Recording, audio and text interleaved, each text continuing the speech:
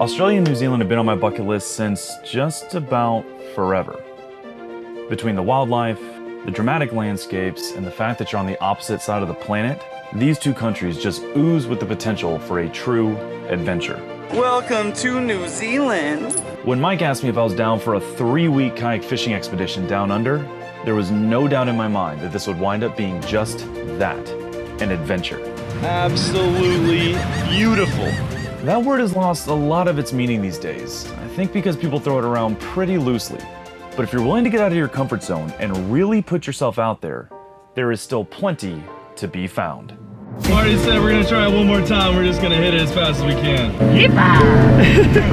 It's really venomous, really? Yeah, like. Oh, they're on me. I just got stung by about 20 of these. Ow. Our crew is made up by Mike PONCE, Ivy Harris, and Nick Gadwa from Fish Village, with Martin Gittens from Burley Pro having done most of the heavy lifting in planning the trip. This is his neck of the woods, and the rest of us are making the trip for the first time. We're also linking up with dozens of local anglers that have come up just to help us Americans find success in these foreign waters. Look at that, man. All these local guys were super impressed. I'm gonna drop down the ladder and see if I can't get a closer look for you guys. That is awesome. That is a new species for me. My first hammerhead. This part of the world possesses a magic about it that's hard to articulate, but there's no question that the experiences I've had here will stick with me for the rest of my days. You know those trips that literally change you as a person in some small way? The ones that make you start to question everything about the life you left back home? The ones that you find yourself routinely telling stories about a decade later? Yeah? Well, those are the only kinds of trips Fish Village does. Big pot of dolphins all around me right now. Never gets old hanging out with these animals. Hey, hooked up, hooked up, hooked up, hooked up, hooked up. Oh wow, man, he's running. Now we're fishing. Nice work, bro. Look at this. Oh my God. Look at that, dude. Nice. Really, really bizarre looking fish. Oh, you're gonna get wrecked right there. We got a small mako that's taking it down right now. At the end of the day, if you really boil it down, this trip has almost nothing to do with catching fish. The real reward, the real catch, is simply in being here. I mean, yeah, we came here looking for fish, but what we really harvested was a deeper understanding of who we are. Mark this moment in time. My life just changed. Welcome to Field Trips Down Under. G'day mates, we're here at the Martin Express, about to hop on the ferry. It's going to be heaps of fun. Heaps. We're about to go get a tour of downtown Sydney. Cheers. Cheers. Cheers. I'm trying to, Cheers, mate. trying to think of Okay, so about to get it sorted. Cheers. It's going to be a rip snorter. Yeah, there you go. Rip snorter. Am I doing it right? Am I doing it? Crikey, it's hot out here. I asked the Australians in That's such a Panama, great word. we were talking about all the different terms, and I was like, but you guys say crikey all the time, right? And they were like, no, I've never have said crikey in my whole life. I was like, what? Thanks, Steve. They're like, no, that's just Steve Irwin. He's the only idiot that says that. Australians are dead to me. Yeah, I was like, my whole life is a lie. What are you talking about? I've been practicing my crikey for months in anticipation of this trip. You guys know You don't say crikey? Yeah, you know that Steve Irwin's not even Australian, eh? Oh, That can't be true. No, he's from New Zealand, but Australia's stolen. I'm out. I'm out. that's it. Take me to the airport. I'm out. Alright, so let me tell you a little bit about who we are and what we're doing here while I show you some random clips from our tour of Sydney. Mike PONCE owns Fish Village, a company that specializes in putting together premium fishing trips around the world. I link up with them a few times a year to help scout new locations, figure out if it's a trip worth sending clients to, and capture the experience so we can market the trip when we get back. You can learn more at fishvillage.com. We've also got Ivy Harris with us. He's the logistics guy. He learned how to do that in his 28 years in the service. He was once referred to as a big tough unit on the outside, but as soft and cuddly as a kangaroo's pouch on the inside. I can neither confirm nor deny that accusation. Then we've got Martin Gittens, or Marty as we call him, the owner of Burley Pro, who we met back in Panama last year. While we were there, he invited us to come check out his neck of the woods, and where most people are all talk, Marty gets stuff done. He's a complete goofball and the king of distasteful jokes. But he helped with all the major planning for this scouting trip. 5 months later, and here we are. Marty brought his employee Shane, and he'll be coming along for the Australian leg to help with logistics and finding fish. He's a quiet one, but a super solid human being. And his face is the only way that we know whether Marty is messing with us or telling the truth. 90% of the time, he's messing with us. I would not put something in your mouth that's disgusting. My boy Nick Gadwa was supposed to be here also, but he checked the box on his Australian visa application and got denied. Never check the box. Never check the box. So instead, he's heading straight for New Zealand to do some recon, and he'll link up with us when we get there. So now here we are in Sydney, Australia. Not really sure what I was expecting, but the city is pretty rad. One standout has definitely been the women. Sydney has to have the highest concentration of beautiful women of any city in the world. Has to. Somebody add that to its Wikipedia page. There's beautiful ladies everywhere. Now it's time for our 5-hour drive north to Southwest Rocks, where we'll be camping and fishing for the next week.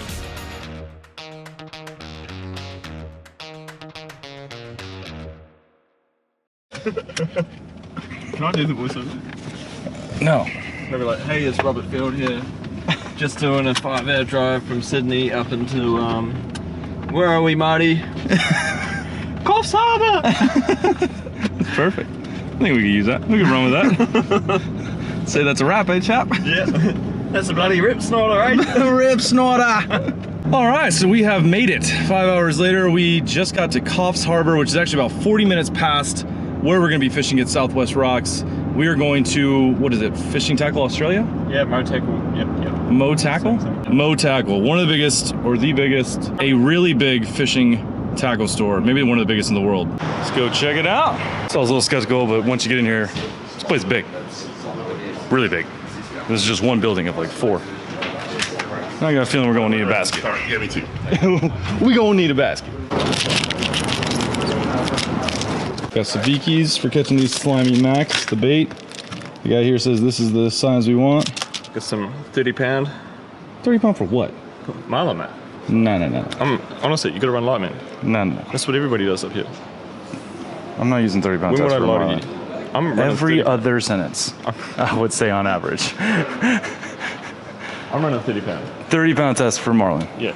All right, When good I luck with catch that. like 10, you're cool. No. Yeah, when you've broken off 10 and I've caught none, I'll still be jealous actually. Check it out. Marty's got his own wall, the Burley Pro wall. It's gotta be a pretty cool feeling coming to the biggest tackle shop in the world and grab some stuff. See your own product hanging off the shelf. I got a knife, so we can eat our marlin. That's not a knife. It's my first time to Australia. All of our Getting into first. any mackerel up here out of the axe yet, or what? There's some good kayaks. We're trying to catch black marlin from kayaks. All right, well that was a rip snorter. Got it sorted. Ready to do this. Time to head to Southwest Rocks. Everything I know about Australian culture came from Steve Irwin and Crocodile Dundee. Who, in fact, was not Australian. Who I just found out was not even Australian. Bloody wombat willies. Bloody wombat willies!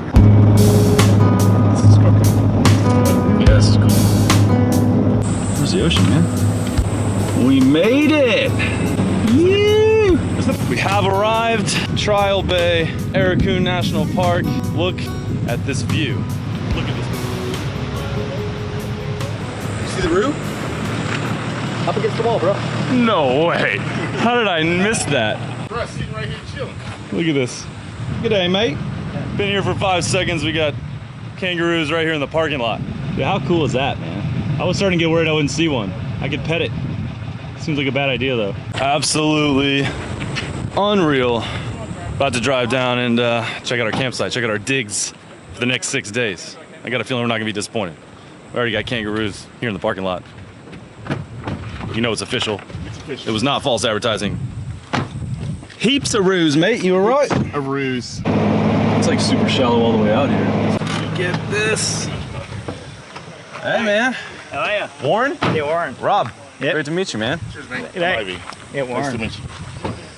How long you been here? When'd you get here? Oh, but you going, we passed each other. Oh, that's right. You were Yeah. up at the tackle shop before us? Yeah. Security ready. So this is our campsite. Got 2 campsites for the week. We're sleeping in tents. roughing it here in this just hideous bay here. Trial Bay. Amazing. I'm like, I can't stop smiling, man. It's gonna be no surf launch. Water looks crystal clear. Oh, it's gonna be awesome. Back way. So we launch over there? No, we launch here. Okay. They launch on the Hobies launch the boat ramp. Oh, there's a boat. Yeah, the boat ramp's up there. Yeah. Currently trying to figure out how to set up this rooftop tent. Currently. Hope is dwindling by the minute. 7 grown men. I got a feeling Mike may be sleeping on the ground after all. Looks like this stays in. This side stays in. That should stay in. Just telling him that's why I became a cameraman, so I don't actually have to help do any of the work. I just, I gotta film it. Someone's gotta film it. Oh, what luxury! Look at that. It's like your ass hangs off the other side? We get to work setting up camp, rigging rods, and loading up the kayaks, which all told is about a 4-hour process. Camp is set up. We're just rigging rods, getting lures tied on. Warren set us up with some bait rigs. Getting excited. It feels real now. We are in Australia. I've said it once, I've said it a million times. Night Eyes gear ties, 1,000,001 uses. Right now I'm using it to spool up my rod, hold my line. Get creative with these things, it's like duct tape. You can use it for anything. Hey man. Hello. Robert. Hello, Robert. I don't know you, but... Yeah. You will. You'll get to know me. All right, so Grant Ashwell here is an absolute legend. This guy has landed somewhere around 100 black marlin from a kayak, including 5 that he landed last year in a single day. All right here at Southwest Rocks. It's not bad for a young man of 69 years that's battling a life-threatening illness. But I'll get into that more later in this series. For now, suffice it to say that when Grant speaks, everybody listens. Good, I'm pretty proud of this place. In the 70s, there used to be a buoy out there, and the tankers would come in, and there's a standpipe, well there was, and they'd put the petroleum or the oil or whatever, and they'd put it through there, and they'd go in a big rubber hose all the way into land there, but they got rid of that. But you could never get away with it nowadays. Yeah, ecological disaster. Absolutely. There used to be giant tiger sharks and cobia there.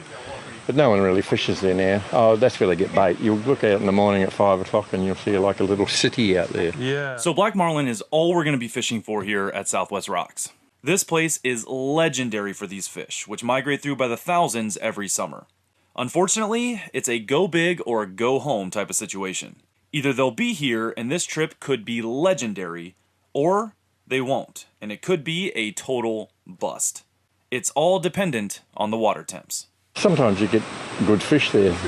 You know, you get marlin around there, but it's just a bit cold at the moment. The whole bloody place is a bit cold. You see that breakwall 2 years ago, a guy was coming back on his kayak to go back to the boat ramp, and then there's a little bit of deep water over that little wave action. Yeah. He looked down and there was a marlin there. He had the dead bait, tossed it in and he hooked it. No way. At the boat ramp. Marlin at the boat ramp. My wife was sitting there on the beach thinking, why does this dead bite a marlin in here? Yeah, right. To fight it amongst all the swimmers. Right. Nope. Unbelievable. He was right there. That's incredible. Yeah, well, I've been here 3 weeks and I've only pulled up. I hooked a sail and lost it. I think it was eaten a couple of days ago. Oh, wow. And I got I think what you call a sea bass, white sea bass. Sure, yeah. Jewfish? Yeah, jewfish. Yeah. So they're the only 2 fish I caught. Wow. In 3 weeks. Wow. But you know, I haven't been able to get out every day. Right, sure. Windy. But it's all about the current. You're just waiting for that current. Yeah. And then they all follow it up in, huh? There they are, you know.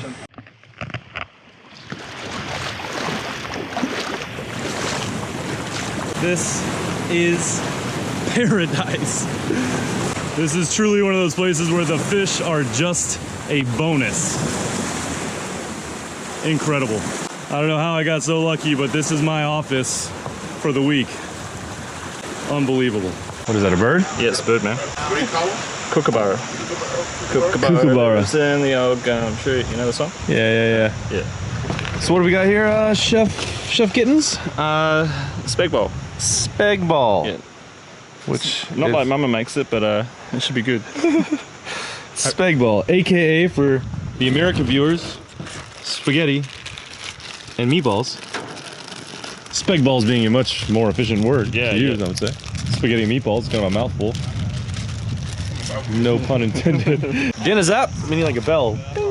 Spaghetti and meatballs, right here camping it, kind of semi-roughing it. Roughing that's an exaggeration. We ain't roughing it. It's gonna be pretty nice. Weather's cooling off. It was hot during the day. I was a little worried about it. I don't sleep very well when it's hot, but it is feeling delightful right now. So yeah, I got spaghetti and meatballs tonight, hoping to change the menu to some fresh fish tomorrow. That's the plan. The Spanish Macs are pretty good to eat, yeah? I think so, man. Oh yeah. Asking Shane, he's like, I don't know. I keep forgetting. I keep asking all these questions, Marty. I forget that you have no idea what we're doing. Yeah. None whatsoever. Keep forgetting this is, you're about as experienced in this as we are, right? Yeah. I reckon we need our money back on the guide fee, huh? Oh man, this place is wild. We got kangaroos running around with joeys in their pouches. Dolphins putting on a show for us here at sunset. Just incredible. I'm excited for tomorrow. Get out there, try to catch some fish. Look at this place.